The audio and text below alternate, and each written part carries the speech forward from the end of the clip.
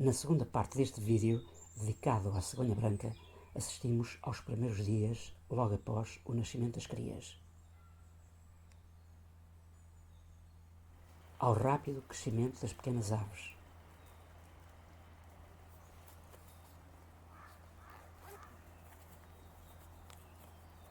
Ao apetite voraz das mesmas, desencadeador do regurgitamento dos alimentos trazidos pelos pais.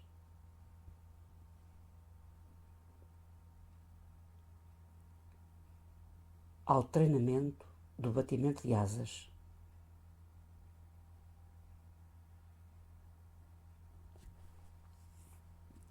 E finalmente ao dia em que o juvenil, sob pressão, é obrigado a lançar-se pela primeira vez no espaço.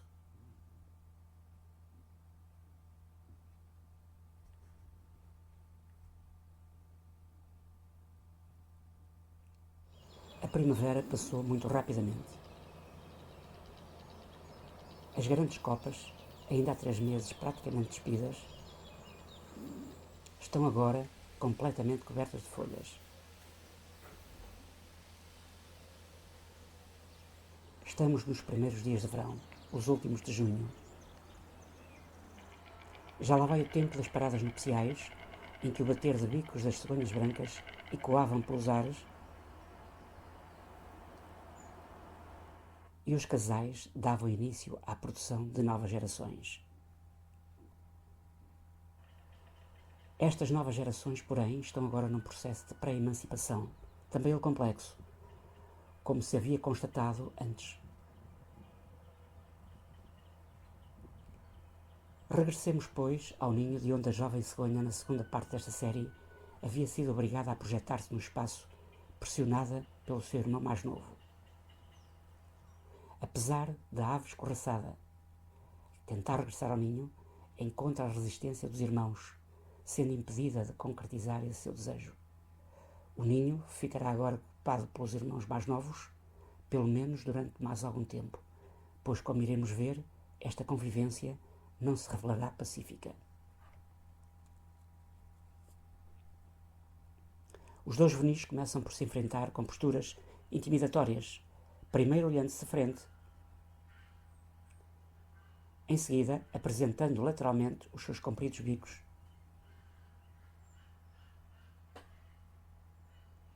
E por fim, avançando para o confronto físico com a ave mais nova a tentar forçar o seu irmão a abandonar o ninho.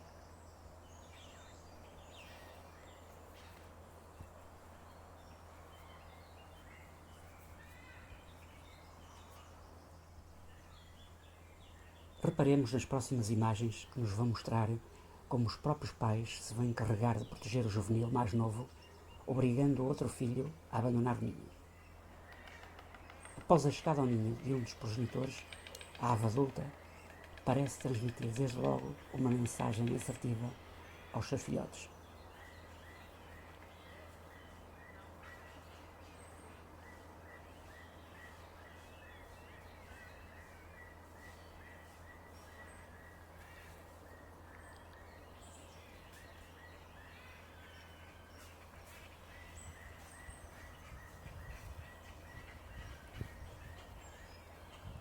Ambos assumem uma postura de submissão, embora pareça ficar claro que só ao mais novo, que entretanto se agacha de forma submissa, assiste ao direito de permanecer no mesmo.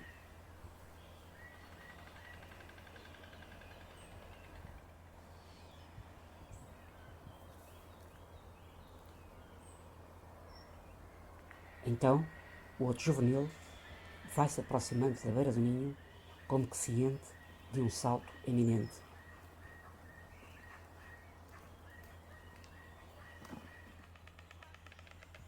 Após a chegada ao ninho do outro cônjuge, os progenitores começam por realizar o típico cerimonial de boas-vindas.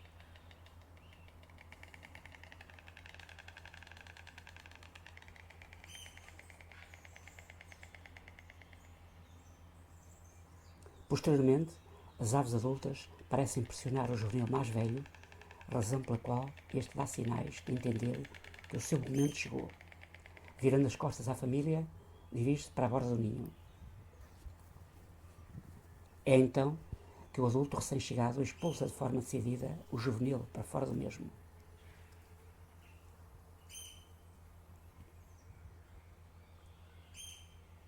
A partir de agora, este juvenil expulso, tal como aconteceu com o seu outro irmão, irá alimentar-se autonomamente. Esta é uma forma adaptativa que permite aos pais, por esta altura muito esgotados, começarem a reduzir os desgastos de energia. Apesar de expulso do ninho, o juvenil, pelo fim da tarde, regressará ao mesmo durante mais alguns dias para nele passar a noite. Será do alto ninho que o juvenil irá vislumbrar o moço galego que aguarda pacientemente a chegada da noite.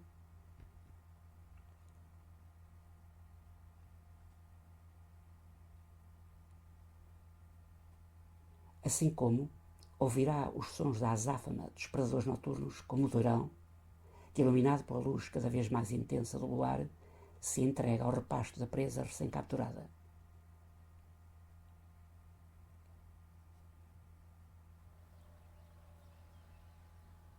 Pela manhã, e logo que os primeiros raios de sol começam a dar cor às várzeas em redor, o juvenil lança-se, agora completamente desinibido, para a primeira refeição do dia.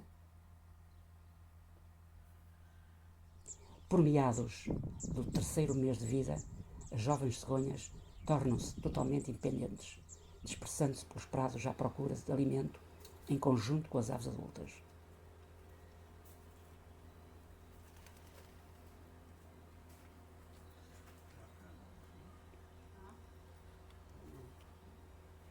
É então que cada vez serão mais os ninhos que se avistam permanentemente vazios.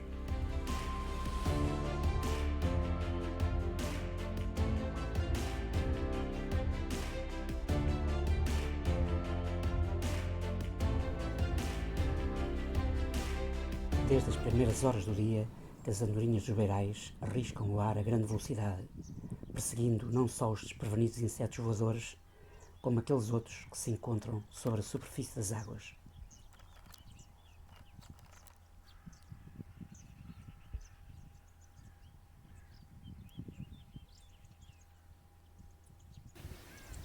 Do ar chegam os incessantes chamamentos da pequena funha dos juncos, difícil de ser localizada em voo, mas encantadora quando decide pousar nos arbustos próximos.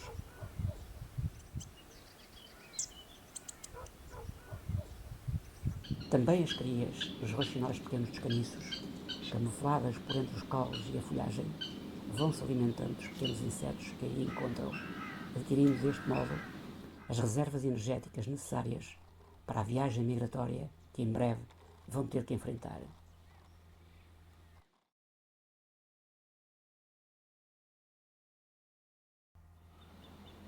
Tal como acontece com as cegonhas e com as aves em geral, cuidado diário com a plumagem é fundamental para os roxinóis, para a eliminação dos frequentes piolhos e ácaros aí alojados.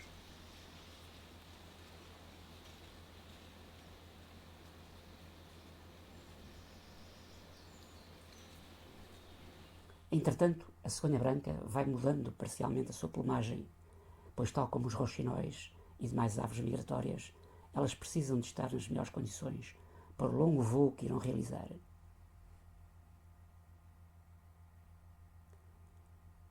O verão, apesar de experimentar uma exposição solar cada vez mais curta, segue abrasador, oferecendo em cada mágico pôr-do-sol sensações inesquecíveis, recordadas com saudade durante os meses de inverno.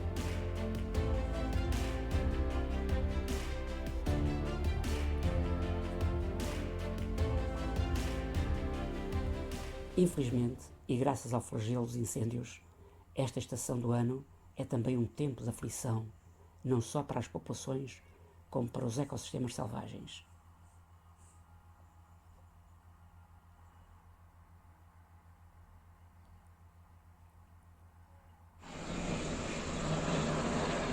Os fogos afetam, entre outros, a qualidade das águas e do ar, promovem a secura dos solos e aceleram a queda da folhagem.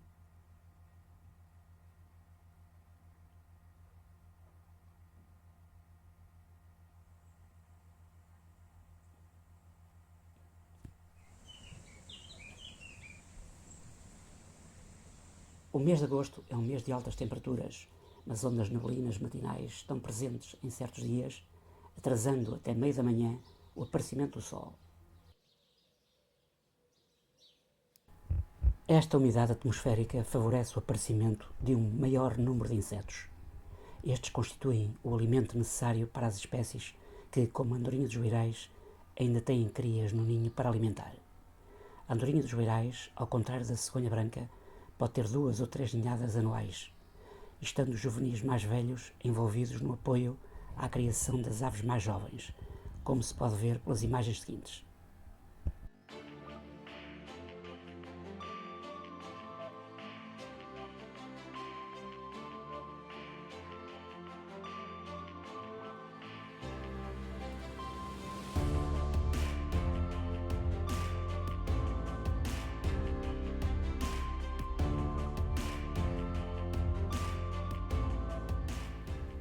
Tal como as andorinhas irão regressar à África a partir do final do verão, também os andorinhões pretos o irão fazer, precisando para isso de acumular rapidamente significativas reservas de energia.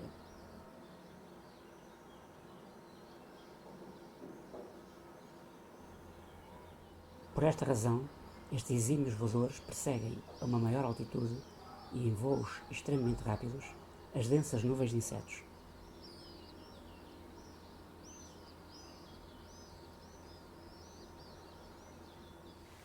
Em agosto, apesar dos cursos de água correrem com caudais mais reduzidos, não deixam de se revelar importantes para os seres vivos, bem pelo contrário.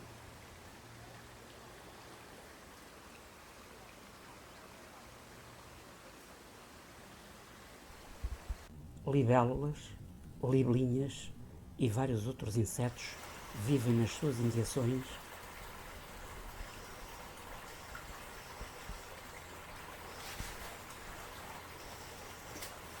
ou à superfície das próprias águas.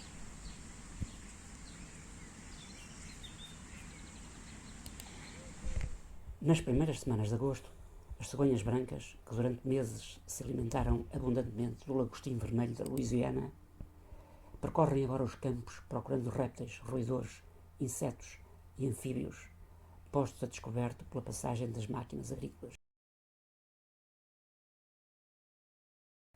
Estas aves de grande porte precisam de acumular reservas energéticas para a esgotante e longa migração que muito em breve terão de realizar. A meio do mês de agosto, os prados que outrora verdejantes proporcionavam alimento abundante à popa estão agora secos e sem vegetação, razão pela qual essa lindíssima ave já iniciou a sua migração outonal para a África. No final do mês de agosto, as jovens andorinhas dos beirais concentram-se também sobre as copas do arvoredo, pois aqui encontram insetos em abundância. Estes bandos de andorinhas partirão muito em breve para a grande epopeia da migração, tal como os outros passeriformes migradores que ao longo destes 3 episódios aqui foram sendo mencionados.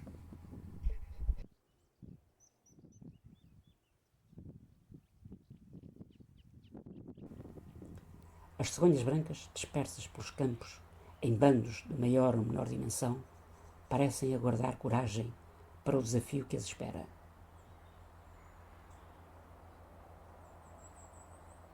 A qualquer momento, e aproveitando as correntes térmicas, levantarão voo e juntar-se-ão àquelas outras que, bem mais acima no firmamento, já evoluem em trajetórias circulares antes de rumarem definitivamente ao hemisfério sul.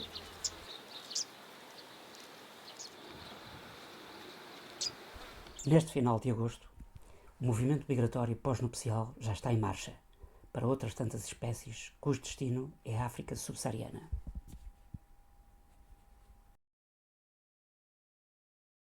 Algumas cegonhas brancas permanecerão em território continental, errando pelas estepes do sul da Península Ibérica, sobretudo por aqui encontrarem alimento abundante, nomeadamente nos aterros sanitários.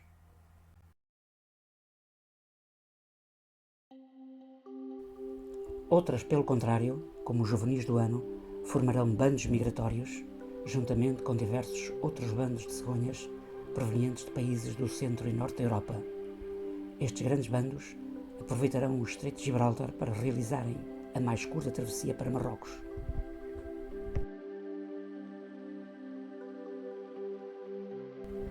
Aí prosseguirão até às estepes do Sahel, numa viagem que demorará, em média, 3 ou 4 semanas.